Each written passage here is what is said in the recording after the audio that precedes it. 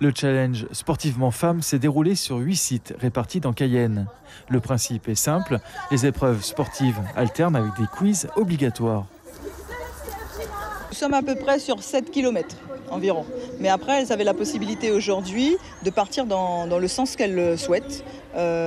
Soit faire différents sites à proximité. C'était aussi une épreuve de stratégie, puisqu'il fallait également sur chaque site répondre à des quiz. Donc il y a 6 questions et 8 ateliers à effectuer.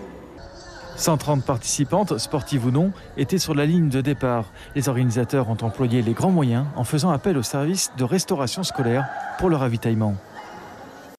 Ça représente environ une quarantaine de kilos de fruits et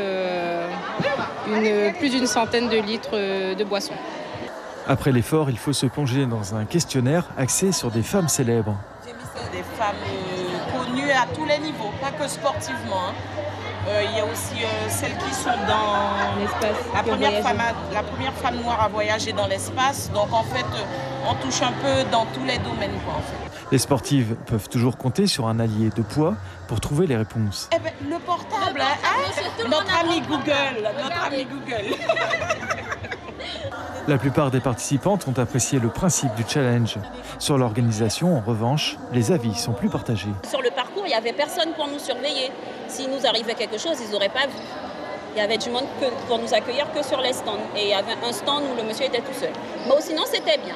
L'épreuve était très bien organisée. Il y a eu des informateurs un peu partout sur le site, donc on s'est bien retrouvés au niveau du parcours.